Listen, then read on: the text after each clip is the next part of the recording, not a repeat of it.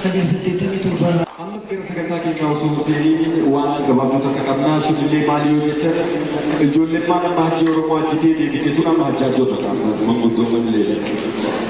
إنسان تو ورا ويرون تيها جيها تجوزن ورا جلال وجودو ورا كلتي كفي نجان وقافتي أكثر تجرو جليك كجلال. جالنا أسمتائس أسمع ورا جلال ويرجعتوريس. جالنا في كبجا أمتك إنك أبنو كلتي أمتك بتا أمتك إنك جلتهم فنجتو جرى الميني دقيقة تكابس نفيرا سوتو إسماعيل كرنا كرتان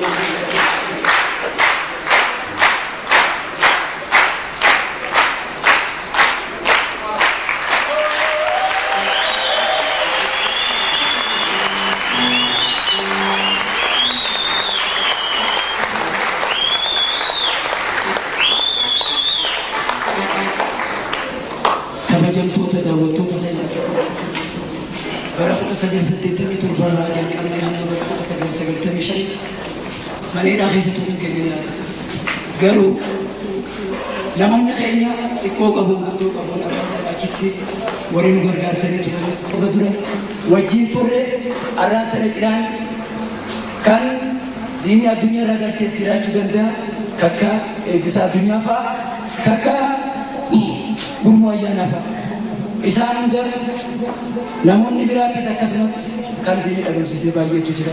Nuti har'aan tana lubbuudhaan jiraannee fuula keessan duratti argamu keenyaaf rabbii tokkichaaf galata galchina. Manidhaan hedduu beekamee obboleettii hayaadhaan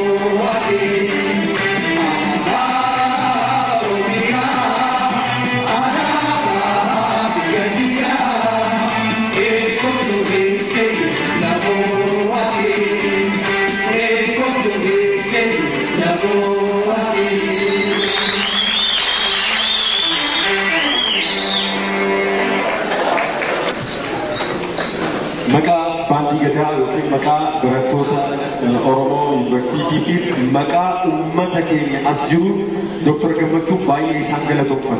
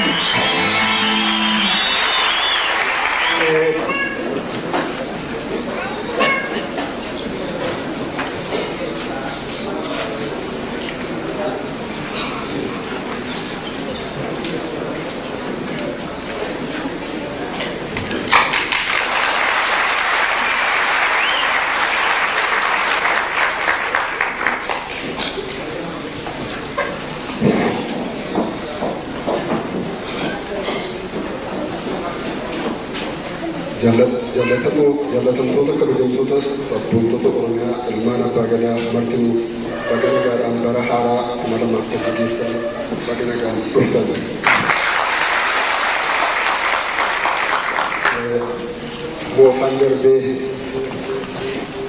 Moofaan darbee haroofni dhufuun dullachi darbee daa'imni jalaan dhalachuun seera jireenyaaf kennaa uumamaati. Marii kunoo bara 2002 darbitee bara 2003 iddoo gadhiisuuf guyyaa yartuu kan haftedha. Aadaa saba hundaa keessatti iyyuu yeroo barri jijjiiramu hawwii bara haaraa waliin dabarsuun beekamaaf waan ta'aa tureef waan ta'aa jirudha. Dhugaa kana irratti hundaa'uudhaan tokkummaadhaaf wal barbaaduun sagantaa kana mijeessuun dirqama lammummaaf itti gaafatamummaa barattootaaf yuunivarsiitii Finfinnee ta'ee argameera. Waan wal fakkaatuun seenaa gurraa qabnu akka gurraa qabnu keessatti barattoonni Oromoo yuunivarsiitii Finfinnee bara 1974 dhoksaatti wal ijaaran. Jalqabbiin kun sochii uummataa kan impaayiratii kana keessatti jijjiirama fidaa ture keessaa isa guddaaf bu'a qabeessa ture. Fakkeenyaaf kan akka Obbo Baaroo Tumsaafaa kaasuun ammas taanaan barattoonni Oromoo har'a karaa kan barattoota Habashaatti adda isaan taasisu harka wal qabatanii miidhaa uummata isaanii irra ga'u mormaa diddaa gabrummaa argisiisaa hanga wareegama lubbuutti socho'aa jiru. Bakka adda addaatti wal gurmeessuun aadaa fi afaan Oromoo du'arraa hambisuun kanaaf kana fakkaatan wanti godhamaa jiran bor seenaadha. Wanta har'a argame kana kan akka afaan dubbachuu maqaa Oromootti dhala moggaafachuuf sabboontummaan tokko kan argame bu'aa ka'umsa tokkummaaf jalqabbii qabsoo namoota murtaa'een hundaa'e. Kanaaf nuti barattoonniif dhaloonni har'aa kan nurraa kan eegamu wanta guddaadha. Tokkummaa dhabuun waan dhiigaan biqilte xumuratti fiduuf danqaa guddaa ta'e. Kanaan booda kan nurraa eegamu tokkummaadhaan tokkummaa Oromoo kunuunsuudha. Amantiin nu daangessuu hin qabu. Bakki naannoo itti dhalanne nu daangessuu hin qabu. Tokkummaa lafa jirutti haa uumnu. Tokkummaatti haa amannu. Maqaa naannoo wallaggummaa, shawwummaa, Habashaan nutti hiite haa dhabamsiifnu.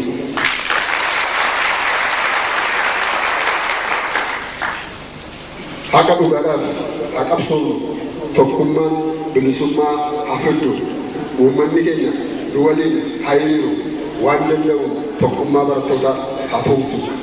Tokkummaan Oromoo jijjiirama dhugaa, bilisummaa dhugaa fiddi. Kun immoo nageenya ba'a Afrikaatiif guddina isheetiif furtuu tokkummaadhaaf waadaa ni seenna. Dhumarratti afaan Ingiliffaatiin barattoota Oromootiif ergaa qabna. Afaan Ingiliffaatiin barattoota Oromootiif meesejii xiqqoo tokko qabna. Isheenis ni dubbisa. Barattoonni na dhaggeeffadhaa. Assaayimentii barataati jechuudha. We are born free and it is natural right to live in freedom. We have been deprived of this natural right to live in freedom, but no power on the earth can stop us to die while fighting for our freedom.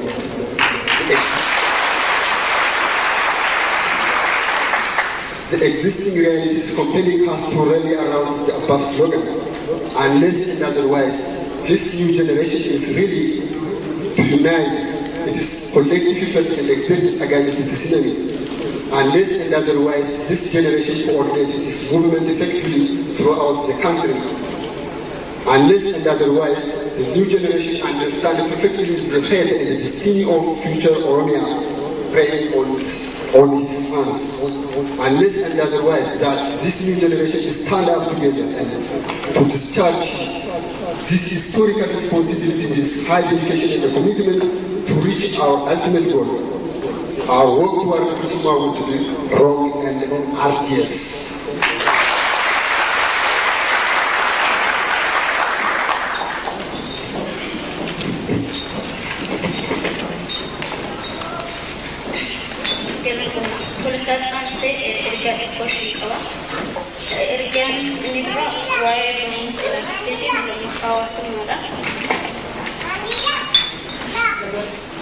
Oromoon barnoota olaanaa akka hin argan gochuun bara Haile Sillaaseerraa eegalee kaayyoo Habashootaati.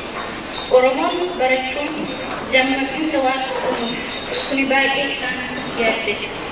Waan kana dhugoomsuuf yookaan qabatamaa godhuuf gootota gootaa kan ta'e kabajama Jeneraal Taaddasaa Birruu irraan deebi'aa dhiifama. Waan kana qabatamaa godhuudhaaf gootota gootaa kan ta'e kabajamaa jeneraal Taaddasaa Birruu ka'umsi qabsoo isaa kan isa duraa jechuu hin danda'ama waa'uma barumsaa kana ture. Gabroomsitoonni uummata yommuu gabroomsan kaayyoon isaanii kan isa duraa uummata ija jaamsudha. Namni hin baratanii fi namni ija hin qabne waan tokkollee arguu hin danda'u. Waan tokkollee arguu hin danda'u waan ta'eef kaatee jalaa ba'uu hin danda'u waan ta'eef karaa diinni itti dhufu itti mul'atu waan ta'eef kanaaf warri Habashootaa Oromoon akka baratu hin barbaadan. Egaa warri Habashootaa fayyadamaa kan jiran toftuma kana tarsiima mootummaa amma jiru kun mootummaan amma jiru kun baafate kun kan bara mootummichi Haayile Sillaasee bara 1973 akka lakkoofsa Habashaatti qophaa'ee mormii guddaa qunnamee fi gara fincilaatti ceesisee tokkodha. Inni immoo kufaatii mootummichaa fi sirna isaa saffisiise malee eessanuu isa hin geenye. Egaa mootummaan ammaa toftaan mootummaa ammaa kunoo eessa isa ga'a laata? Karaa hawaasummaatiin olaanle hawaasni keenya rakkina ammana jedhamne keessa akka jiru hundi keenya ni beekna. Rakkina karaa, rakkina bishaan qulqulluu, rakkina ibsaa, keessumaa immoo rakkina gara fayyaati. Yeroo ammaa dhukkubni eebsi dargaggoota fi shamarran keenya fixaa jiraachuun isaan ni beekama. Karaa kanaan dhukkubicha ittisuuf mootummaan federaalaas ta'e mootummaan naannoo Oromiyaa tarkaanfii fudhachaa jiru baay'ee laafaadha. Kunis dhalattoonni Oromoo humna haaraa ta'an kun karaa siyaasaa hawaasummaas ta'e dinagdee keessatti ga'een isaan taphatan akka hir'atuu fi akkasumas qabsoo keenya gara boodatti deebisuuf gidiraa diinni xaxudha. Kana malees dhukkuboonni akka TB, buusaa fi dhukkuba daddarboo ta'an biraa uummata Oromoo lafarraa fixaa jira. Dhugaan jiru kanadha. Kana ta'ees yemmuu jirutti barattoonni, hojjettoonni mootummaa ta'ee daldaltoonni,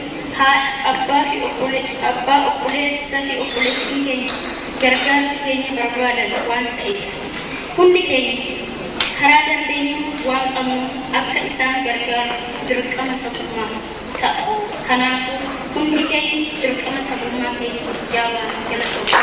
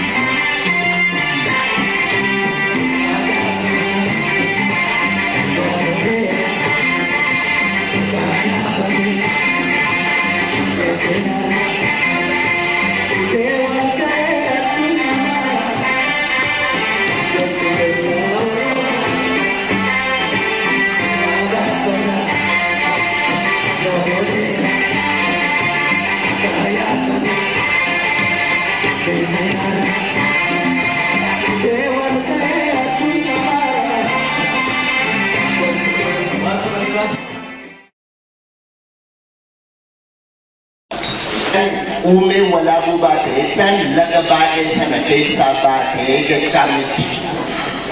Isa kanaan akka addaan baafattanii sin agarsiisuun barbaada. Walaabuu jechaan utuu lagin hin uumamin, utuu namni hin uumamin, utuu laftin hin uumamin, utuu aduun hin uumamin, utuu urjiin hin uumamin, utuu homtuu